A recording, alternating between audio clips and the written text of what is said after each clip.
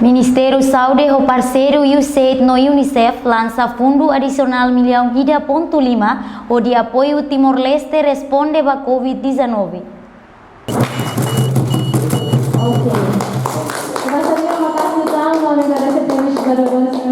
Cerimônia lançamento fundo adicional halau e salão Palácio das Cinzas Ministério Saúde kai kolidili quinta-feira loroncia fulan dezembro tinang rihun rua ronulurei singida.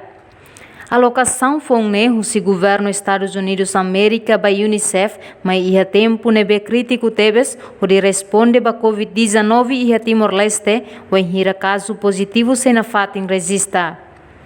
Diretora-Geral Prestação Saúde Dili Odete da Silva Viegas Hateteng. Esforço lubuk ida nebe Ministério Saúde no parceiro Sirahalo consegue reduz número de transmissão no hospitalização pandemia Covid-19. Aproveitamos a oportunidade de apela ba parceiro Sira atu continua apoio serviços saúde niang. Esforço lubuk ida nebe maka ita botuhalo ita katuro done ita niang.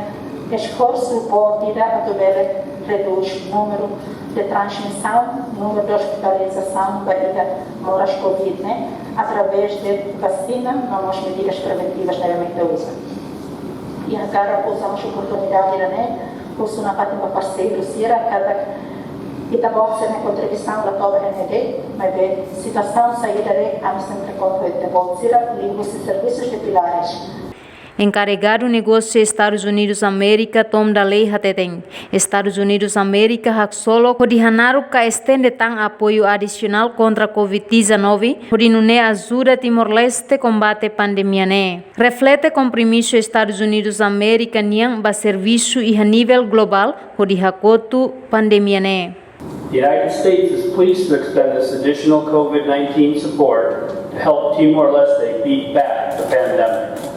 This urgent support will help fight the COVID-19 pandemic that is affecting all of us every day. It reflects the United States' commitment to work globally to end this pandemic. Orçamento remontante R1.5 ne se ajuda a fornecer equipamentos proteção personal ba Centro Saúde Comunitária Hito Nulurei Singida no Autoridade Municípios Anulurei Sinrua inclui Raioa, onde aumenta equipamentos protege servidor saúde Sira, reduz transmissão.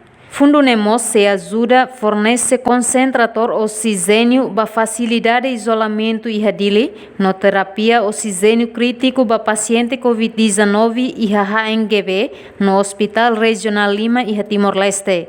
Reportagem da Xaviera, Televisão Timor-Post.